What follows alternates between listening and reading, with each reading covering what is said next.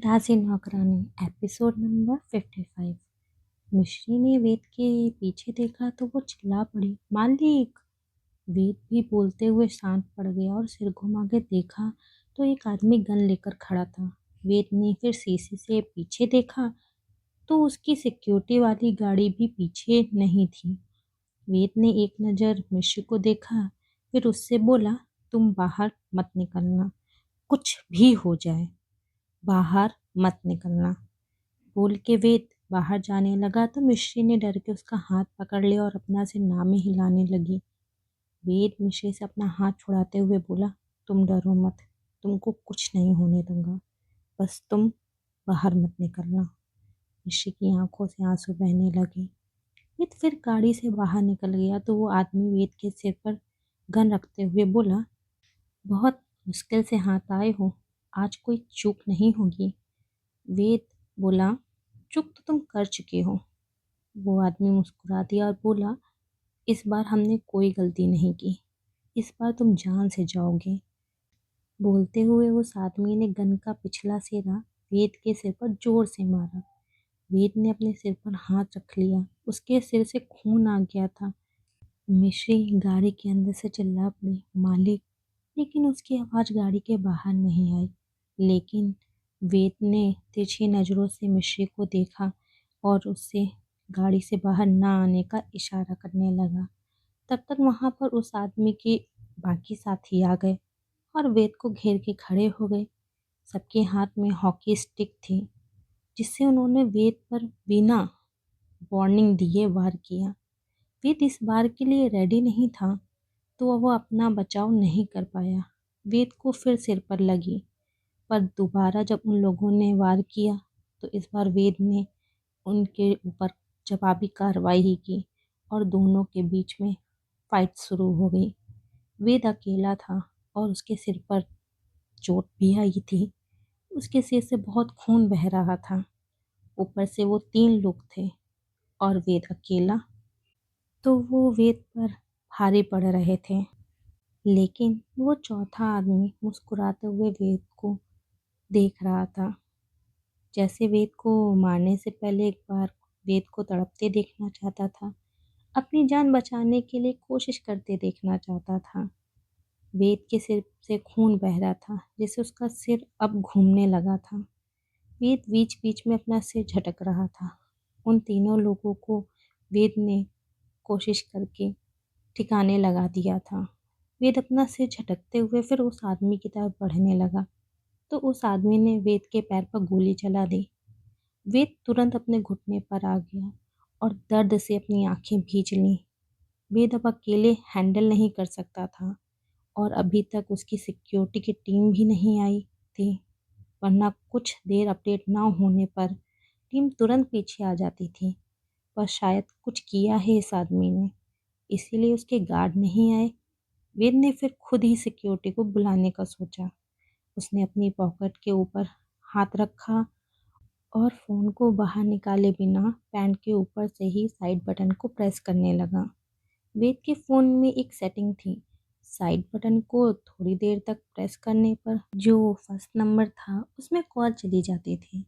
वेद ने भी काफ़ी देर तक बटन को प्रेस करके रखा। वेद को लगा कॉल चली गई होगी और उसके गार्ड अभी थोड़ी देर में ही आ जाएंगे। गार्ड के आने तक बस उसको इस आदमी को हैंडल करना है। उसे अभी अपनी नहीं, मिश्री की चिंता हो रही थी। एक तो उसने ऐसे ही सुनसान जगह पर गाड़ी रोक दी। वेद अपने गार्ड आने का इंतजार कर रहा था कि वो आदमी हंसते हुए बोला, गार्ड आने का इंतजार कर रहे हो, पर आज कोई नहीं आने वाला। मैंने जैमर लगा के रखा है, तुम्हारा मैसेज किसी को नहीं मिलेगा, जिसकी वजह से तुम कितनी भी कोशिश कर लो, अब कोई मदद को नहीं आएगा। वेद ने गुस्से में अपनी मुट्ठी भींच ली। वो आदमी वेद को देख के हंस दिया और फिर बोला, तुझे ऐसे देख के बहुत अच्छा लग रहा है। मैंने पहले ही बोला था, आज कोई चूक नहीं होगी। मैं आज पूरी तैयारी से आया हूँ। पता है, इस बार तुझे मारने के मैंने पैसे भी नहीं लिए। इस बार बात मेरे ईगो की भी थी। पिछली बार बड़े अभिमान से तूने मेरी जान को बख्शा था ना। क्या बोला था, जा दोबारा आना और हाथ लगा के दिखाना। देख, तुझे मैंने तेरे घुटनों पे बैठा दिया। अब बता, कैसे मरना पसंद करेगा? वेद गुस्से में उस आदमी को देख रहा था कि उस आदमी की नज़र मिश्री पे गई, जो डरी सहमी गाड़ी के अंदर बैठी रो रही थी। मिश्री को देख के वो आदमी मुस्कुरा दिया और गन के इशारे से मिश्री को बाहर आने को बोलने लगा। वेद ने तुरंत मिश्री की तरफ देखा और इशारे से उसे मना करने लगा कि गाड़ी से बाहर मत आना। कि उस आदमी ने गाड़ी के शीशे पर गोली मारी और चिल्लाते हुए बोला, बाहर आ। शीशे पर गोली चलने से वेद की धड़कनें बढ़ गईं। मिश्री भी घबरा गई थी। वेद के फेस पर डर वाले भाव आ गए थे। इसे देख के वो इंसान हंस दिया और वेद से बोला, सुना है ये तेरी नौकरानी है। नौकरानी की इतनी चिंता है? कुछ तो खास है इस नौकरानी में। मिश्री उस आदमी की गोली चलाने पर बहुत डर चुकी थी, इसीलिए तुरंत गाड़ी से बाहर आ गई।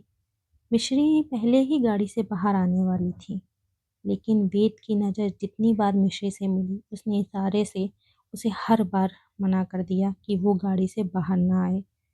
पर इस बार मिश्री को बाहर आना ही पड़ा और वो गाड़ी से बाहर आके तुरंत वेद की तरफ भागने लगी, लेकिन उस आदमी ने वेद के हाथ पर गोली चला दी और मिश्री से बोला, एक कदम उसकी तरफ मत बढ़ाना। मिश्री के कदम अपनी जगह पर रुक गए और वो अपने मुंह पर हाथ रख करके रोने लगी। वो आदमी फिर मिश्री से बोला, थैंक यू, आज तेरी वजह से ये इतनी आसानी से मेरे हाथों में आया है। कब से पीछा कर रहा हूँ। इसकी गाड़ी वैसे एक जगह पर इतनी देर रुकती नहीं है, खासकर एक सुनसान इलाके में। मैं वही इतने समय से सोच रहा था, इसकी गाड़ी को कैसे रोकूं। लेकिन आज तेरी वजह से मेरा काम बहुत आसान हो गया। आज मेरे हाथ पूरा जैकपॉट लग गया। मिश्री उस आदमी की बातें सुनकर और जोर जोर से रोने लगी और बोली, प्लीज़ मालिक को छोड़ दो, मेरी जान ले लो, पर प्लीज़ मालिक को छोड़ दो। वो आदमी हंसते हुए बोला, तुम्हारे जैसी नौकरानी की जान लेके मैं क्या करूँगा। मिश्री बोली, आप जो बोलोगे वो मैं करूँगी, पर मालिक को छोड़ दो।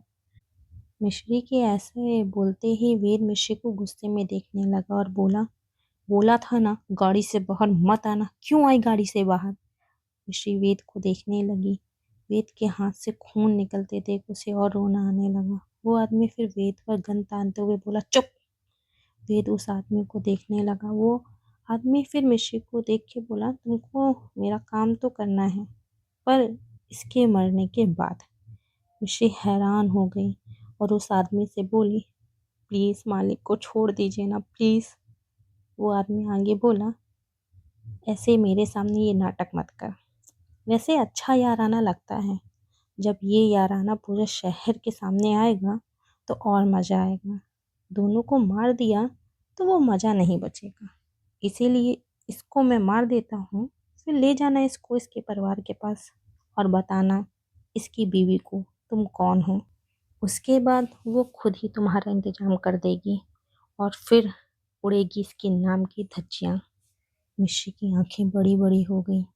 इस आदमी को ये पता नहीं चलना चाहिए मिश्री ही उसकी वाइफ है, वरना मिश्री की जान को खतरा हो सकता है। इसीलिए इस बार वेद कुछ नहीं बोला और मिश्री तो वैसे भी 4 लोगों के सामने इस बात को कभी नहीं बोलती थी कि वो वेद की वाइफ है। वो आदमी फिर गन चलाने ही वाला था कि मिश्री ने कांपती हुई आवाज में कहा, मालिक को छोड़ दो वरना मैं तुमको मार दूंगी। उस आदमी ने मिश्री की तरफ देखा तो मिश्री के हाथ में गन थी। उस आदमी की आईब्रो तन गई। वेद ने भी मिश्री की तरफ देखा तो उसकी भी आंखें छोटी हो गईं। मिश्री वेद को देखने लगी। वो जब गाड़ी से निकल रही थी तो उसका पैर आगे बने डैशबोर्ड बॉक्स पर लगा और बॉक्स ओपन हो गया और उसमें गन रखी थी। मिश्री ने जल्दी से वो गन उठा के अपनी कोट में छुपा लिया और सोचा वो वेद के पास जाके उसको ये गन दे देगी, लेकिन वो वेद तक पहुंच ही नहीं पाई और ऐसे वो दूर से वेद की तरफ गन फेंकती तो कहीं वो आदमी वेद को मार ना देता। पर अब बात वेद की जान की थी, तो मिश्री ने खुद ही गन निकाल ली। हालांकि उसे गन चलाना नहीं आता था, ना ही ठीक से पकड़ना आता था, इसीलिए उसके हाथ और जबान दोनों कांप रहे थे। मिश्री के कांपते हाथों को देख के वो आदमी बोला, तो तुम मुझे मारोगी? चलाओ गन। मिश्री के हाथ और जोर से कांपने लगे। वेद घूर के मिश्री को देख रहा था। मिश्री के पास कितना अच्छा मौका है, वो गन क्यों नहीं चला रही है? मिश्री ने गन नहीं चलाई तो वो आदमी हंसते हुए वेद से बोला, कम से कम इसे गन पकड़ना तो सिखा देता। किसी ने सच ही कहा है, जब इंसान प्यार में पड़ता है तो अपनी सुध बुध खो देता है।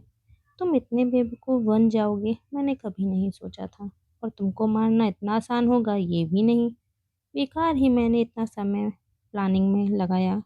खैर, जिसका समय पूरा हो जाता है उसकी बुद्धि अपने आप घूम जाती है और वो मौत की तरफ अपने कदम बढ़ाने लगता है, जैसे तुमने बढ़ाए।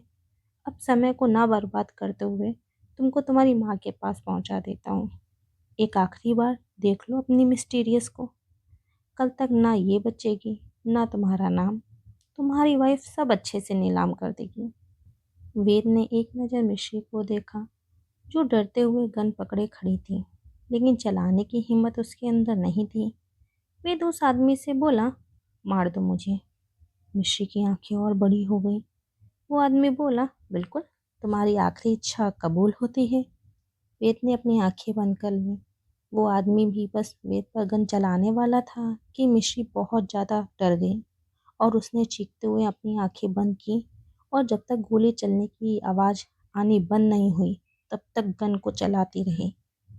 जब गोली चलने की आवाज़ नहीं आई तो मिश्री ने रोते हुए अपनी आंखें खोली तो वो इंसान जमीन पर पड़ा हुआ था और वेद मिश्री को देख के मुस्कुरा रहा था।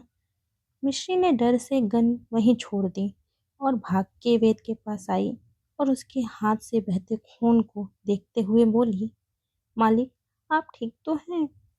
वेद मिश्री को देखते हुए बोला, आई लव यू। मिश्री हैरानी से वेद को देखने लगी।